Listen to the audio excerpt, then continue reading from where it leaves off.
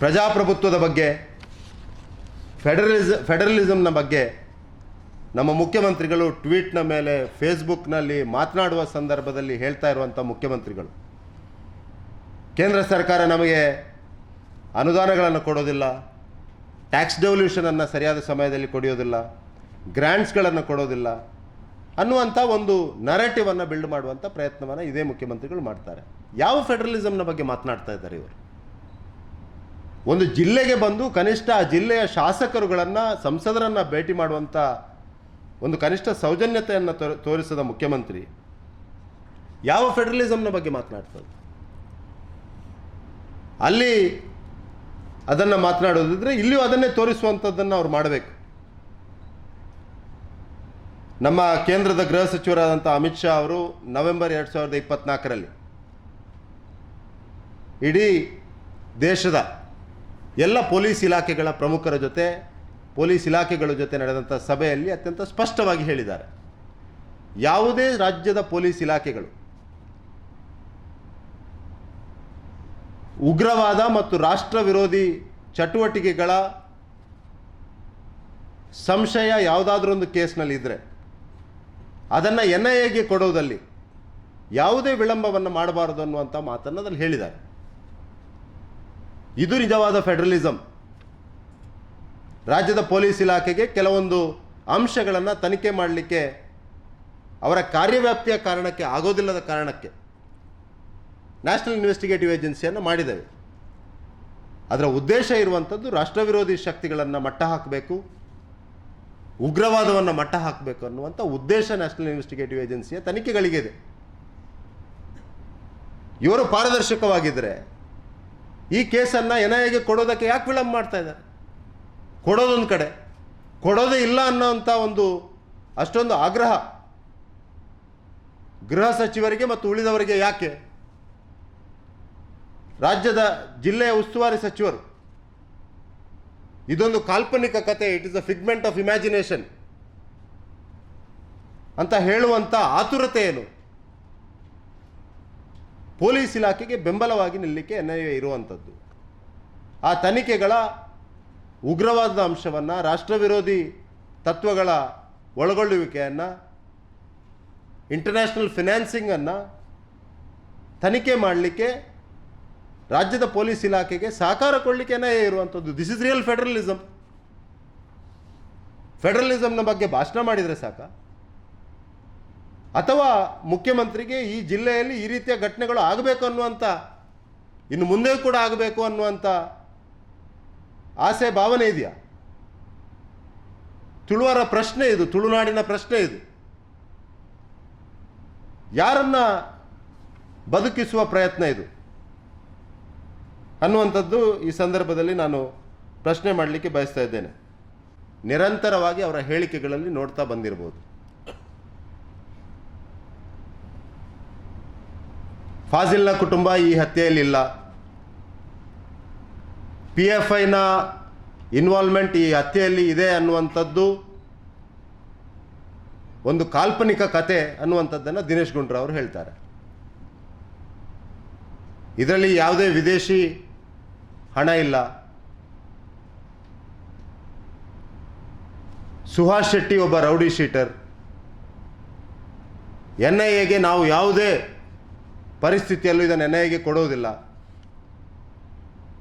ಸ್ಥಳೀಯ ಜನಪ್ರತಿನಿಧಿಗಳ ಜೊತೆ, ಅದು ಸಂಸದರಿರ್ಬೋದು, ಶಾಸಕರಿರ್ಬೋದು, ಯಾರ ಜೊತೆಯೂ ನಾವು ಮಾತನಾಡಲಿಕ್ಕೆ ತಯಾರಿಲ್ಲ ಅನ್ನುವಂಥ ಒಂದು ವಿಚಿತ್ರ ಮಾನಸಿಕತೆಯನ್ನು ಈ ಸರ್ಕಾರ ತಿಳಿದುಕೊಂಡ ರೀತಿ ನಮಗೆಲ್ಲ ಕಾಣಲಿಕ್ಕೆ ಸಿಗ್ತದೆ. ನಾನು ಸ್ಪಷ್ಟವಾಗಿ ಈ ಪತ್ರಿಕಾಗೋಷ್ಠಿಯ ಮುಖಾಂತರ ರಾಜ್ಯದ ಮುಖ್ಯಮಂತ್ರಿಗೆ ಹೇಳಲಿಕ್ಕೆ ಬಯಸ್ತಾ ಇದ್ದೇನೆ, ರಾಷ್ಟ್ರೀಯತೆಯನ್ನು ಪ್ರತಿಪಾದಿಸ್ತಿರುವಂಥ, ರಾಷ್ಟ್ರೀಯತೆಯ ಪರವಾಗಿ ನಿಂತಿರುವ ಜನರ ವಿರುದ್ಧ ನೀವು ಹಗೆಯನ್ನು ಸಾಧಿಸುವ ಪ್ರಯತ್ನವನ್ನು ಮಾಡ್ತಾ ಇದ್ದೀರಿ. ಕರಾವಳಿ ಕರ್ನಾಟಕದವರು, ಮಂಗಳೂರಿನವರು, ತುಳುನಾಡಿನವರು, ದಕ್ಷಿಣ ಕನ್ನಡ ಜಿಲ್ಲೆಯ ಜನರು ರಾಷ್ಟ್ರೀಯತೆಯ ಪರವಾಗಿರುವವರು. ಆ ಕಾರಣಕ್ಕೆ ಸಿದ್ದರಾಮಯ್ಯನವರಿಗೆ ನಮ್ಮ ಮೇಲೆ ದ್ವೇಷ. ಆ ಕಾರಣಕ್ಕೆ ಸಿದ್ದರಾಮಯ್ಯನವರು ವಿಸಿಟಿಂಗ್ CMನ ರೀತಿ, ವಿಸಿಟಿಂಗ್ ಮಿನಿಸ್ಟರ್ನನ್ನು ಕರಾವಳಿಗೆ ಉಸ್ತುವಾರಿ ಸಚಿವರನ್ನಾಗಿ ಮಾಡಿದ್ದಾರೆ. ದಕ್ಷಿಣ ಕನ್ನಡ ಜಿಲ್ಲೆಯ ಅಭಿವೃದ್ಧಿಯ ಪ್ರಗತಿ ಪರಿಶೀಲನೆಯನ್ನು ಕೂಡ ಮಾಡದಷ್ಟು ತರಾತುರಿಯಲ್ಲಿ ಮಂಗಳೂರಿಗೆ ಬಂದು ಹೋಗುವಂಥ ಆ ಅರ್ಜೆನ್ಸಿ ಏನು ಅನ್ನುವಂಥದ್ದು ನನಗೆ ಗೊತ್ತಾಗ್ತಾ ಇಲ್ಲ. ಒಂದು ಪ್ರಗತಿ ಪರಿಶೀಲನಾ ಸಭೆ ಇಲ್ಲ, ಜಿಲ್ಲೆಯಲ್ಲಿ ಇಷ್ಟೊಂದು ದಾರುಣ ರೀತಿಯಲ್ಲಿ ಜನರನ್ನು ಭಯಭೀತಗೊಳಿಸುವಂಥ ರೀತಿಯಲ್ಲಿ ಒಂದು ಹತ್ಯೆಯನ್ನು ಈ ರಾಜ್ಯದ ವಿರೋಧ ಪಕ್ಷ, ಈ ಜಿಲ್ಲೆಯ ಜನರು ಉಗ್ರವಾದ ಪ್ರೇರಿತ PFI ಮುಖಾಂತರ ಆಗಿದೆ ಅನ್ನುವಂಥ ಆರೋಪವನ್ನು ಮಾಡ್ತಾ ಇರುವಂಥ ಸಂದರ್ಭದಲ್ಲಿ ಕನಿಷ್ಠ ಸೌಜನ್ಯತೆಗೆ ಈ ಜಿಲ್ಲೆಯ ಶಾಸಕರನ್ನು, ಜನಪ್ರತಿನಿಧಿಗಳನ್ನು ಕಾನ್ಫಿಡೆನ್ಸಿಗೆ ತಗೊಳ್ಬೇಕು, ಅವ್ರ ಜೊತೆ ಮಾತುಕತೆಯನ್ನು ಮಾಡಬೇಕು, ಸಿವಿಲ್ ಸೊಸೈಟಿ ಜೊತೆ ಮಾತನಾಡಬೇಕು, ಹಿಂದೂ ಪ್ರಮುಖರ ಜೊತೆ ಮಾತನಾಡಬೇಕು, ಆ ಮನೆಗೊಂದು ಭೇಟಿ ಕೊಡಬೇಕು, ತಂದೆ ತಾಯಿಯನ್ನು ಮಾತನಾಡಿಸಬೇಕು ಅನ್ನುವಂಥ ಕನಿಷ್ಠ ಸೌಜನ್ಯತೆಯನ್ನು ಇವರು ತೋರಿಸೋದಿಲ್ಲ ಅಂದರೆ ಇದು ನೇರವಾಗಿ ತುಳುನಾಡನ್ನು ಅವಮಾನ ಮಾಡುವಂಥ ಒಂದು ಪ್ರಕ್ರಿಯೆಗೆ ಸಿದ್ದರಾಮಯ್ಯ ನೇತೃತ್ವದ ಕಾಂಗ್ರೆಸ್ ಸರ್ಕಾರ ಕೈ ಹಾಕಿದೆ ಅಂತ ನಾನು ಆರೋಪವನ್ನು ಮಾಡ್ತಾ ಇದ್ದೇನೆ ಮತ್ತು ಇದನ್ನು ಹೇಳಲಿಕ್ಕೆ ಬಯಸ್ತಾ ಇದ್ದೇನೆ. ಒಟ್ಟಾರೆಯಾಗಿ ಮುಖ್ಯಮಂತ್ರಿಗಳು ನಾಳೆ ಮತ್ತೊಮ್ಮೆ ಮಂಗಳೂರಿಗೆ ಬಂದು ಹೋಗ್ತಾರೆ. ತಮ್ಮ ಸ್ನೇಹಿತರ ಜೊತೆ ಚರ್ಚೆ ಮಾಡಿಕೊಂಡು ಅವರು ಹೋಗ್ಬೋದು. ಯಾವ ಒತ್ತಡದ ಕಾರಣಕ್ಕೆ ಅವರು MLAಗಳನ್ನು MP ಗಳನ್ನು ಭೇಟಿಯಾಗೋದಿಲ್ಲ ಅನ್ನುವಂಥದ್ದು ನನಗಂತೂ ಖಂಡಿತವಾಗಿಯೂ ಗೊತ್ತಿಲ್ಲ.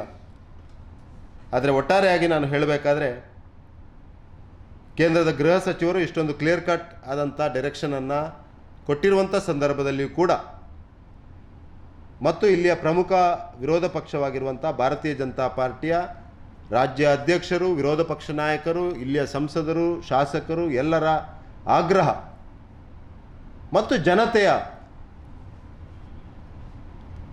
ಕೂಗೇನಿದೆಯಾ, ಆ ಮನೆಯವರ ಒತ್ತಾಯ ಏನಿದೆಯಾ, NIAಗೆ ಈ ತನಿಖೆಯನ್ನು ಕೊಡಬೇಕು ಅನ್ನುವಂಥ ಒತ್ತಾಯದ ಮಧ್ಯೆಯೂ ಕೂಡ ನಾವು ಅಟ್ಲೀಸ್ಟ್ ಈ ತನಿಖೆಗೆ ಓಪನ್ ಇದ್ದೇವೆ ಅನ್ನುವಂಥದ್ದನ್ನು ಕೂಡ ಹೇಳಲಿಕ್ಕೆ ಸಾಧ್ಯ ಇಲ್ಲದಿದ್ದರೆ ಇದು ಖಂಡಿತವಾಗಿಯೂ ತಮಗೆ ಚುನಾವಣೆಯಲ್ಲಿ ಬೆಂಬಲವನ್ನು ನೀಡಿದ SDPIಯ ರಿಟರ್ನ್ ಗಿಫ್ಟನ್ನು ಮುಖ್ಯಮಂತ್ರಿಯವರು ಮಾಡ್ತಾ ಇದ್ದಾರೆ ಅಂತ ಈ ಸಂದರ್ಭದಲ್ಲಿ ಆರೋಪ ಮಾಡಲಿಕ್ಕೆ ಬಯಸ್ತಾ ಇದ್ದೇನೆ. PFIನ ಬ್ಯಾನ್ ಆದ ನಂತರವೂ PFI ಮತ್ತು SDPIನ ಚಟುವಟಿಕೆಗಳು ಹೇಗೆ ಈ ರಾಜ್ಯದಲ್ಲಿ ನಡೀತಾ ಇದೆ ಅನ್ನುವಂಥದ್ದು ನಾನು ಕಳೆದ ಬಾರಿಯ ಪತ್ರಿಕಾಗೋಷ್ಠಿಯಲ್ಲಿ ಒಂದು ಇನ್ವೆಸ್ಟಿಗೇಟಿವ್ ಜರ್ನಲಿಸಮಲ್ಲಿ ಏನಾಗಿದೆ, ಇಂಡಿಯಾ ಟುಡೇನ ಇನ್ವೆಸ್ಟಿಗೇಟಿವ್ ಜರ್ನಲಿಸಮ್ ವಿತ್ ಪ್ರೂಫ್ ಅದನ್ನು ಹೇಳಿದ್ದೇನೆ. ಹಾಗಾಗಿ ಇವತ್ತು PFIನ ಆ್ಯಕ್ಟಿವಿಸ್ಟ್ಗಳು ಬೇರೆ ಅಲ್ಲ, SDPIನ ಆ್ಯಕ್ಟಿವಿಸ್ಟ್ಗಳು ಬೇರೆ ಅಲ್ಲ.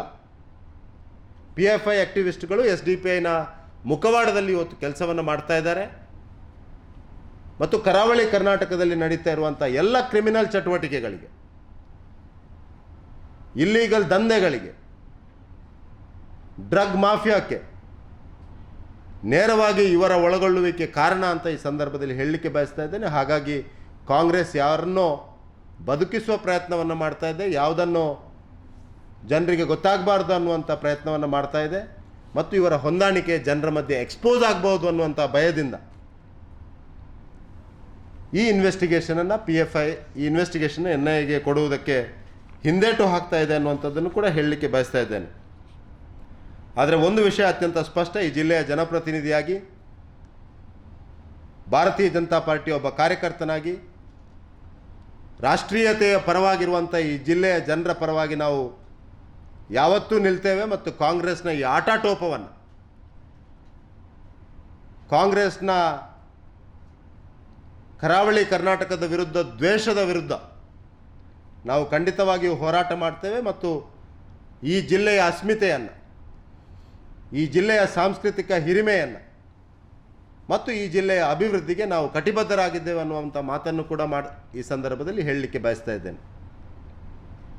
ತುಂಬ ವಿಷಯಗಳು, ಉಳಿದ ಅಂಶಗಳಿದೆ, ನಾನು ಅದನ್ನು ಹೇಳಲಿಕ್ಕೂ ಕೂಡ ಹೋಗೋದಿಲ್ಲ. ಮುಖ್ಯಮಂತ್ರಿಗಳ ಹತ್ರ ಏನನ್ನು ಪ್ರಶ್ನೆ ಮಾಡೋದು ಗೊತ್ತಿಲ್ಲ.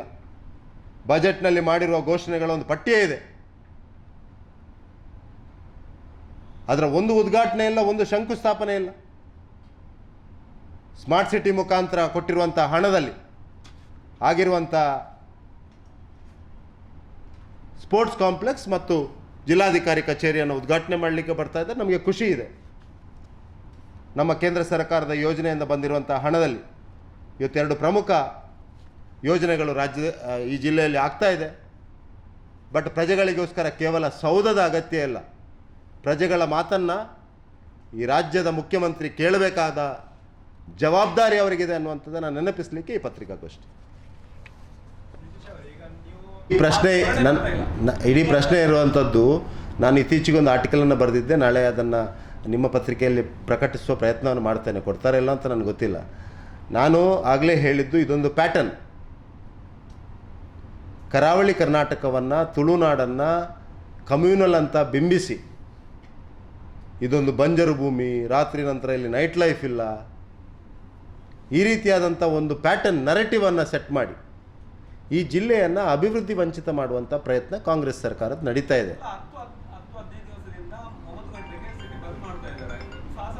ನಾನು ಅದೇ ಹೇಳಿದೆ, ಸ್ವರ ತೆಗಿಲಿಲ್ಲ ಅಂತ ನೀವು ಅನ್ಕೊಂಡಿದ್ದೀರಿ.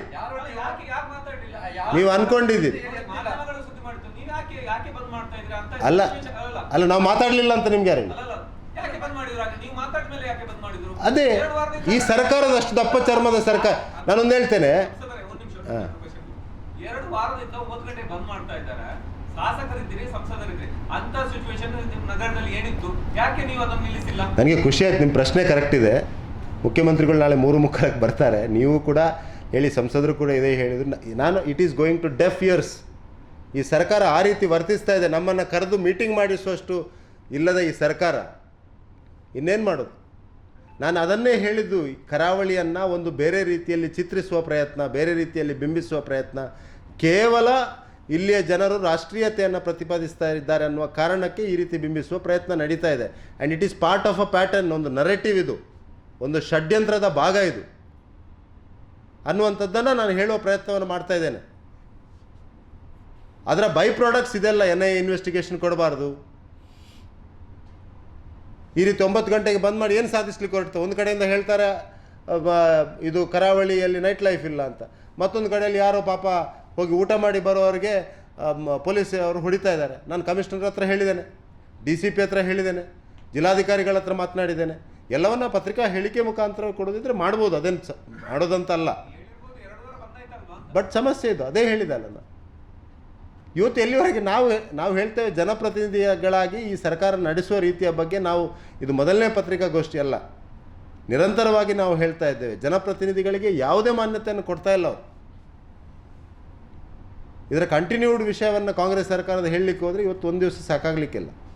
ಬಟ್ ಇವತ್ತು ಮೂಲ ಪ್ರಶ್ನೆ ಇರುವಂಥದ್ದು, ಕರಾವಳಿಗರನ್ನು, ತುಳುನಾಡಿನ ಜನರನ್ನು ಈ ರೀತಿ ಬಿಂಬಿಸುವ ಪ್ರಯತ್ನ ಯಾಕೆ ಮಾಡ್ತಾ ಇದ್ದಾರೆ ಅನ್ನುವಂಥದ್ದು ನನಗೆ ಅವರಿಂದ ಉತ್ತರ ಬೇಕು.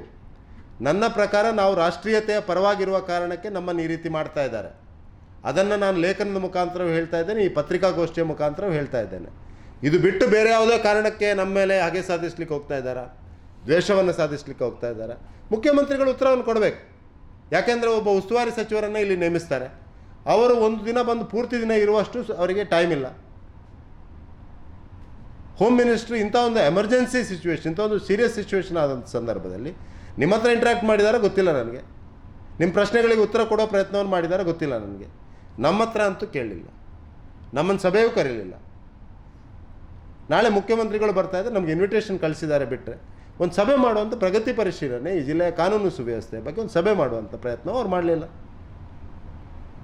ನಾಳೆ ಕೇಳಿದ್ದೀರಾ ನೀವು, ಇದು ಮಾಡಬೇಕು ಈ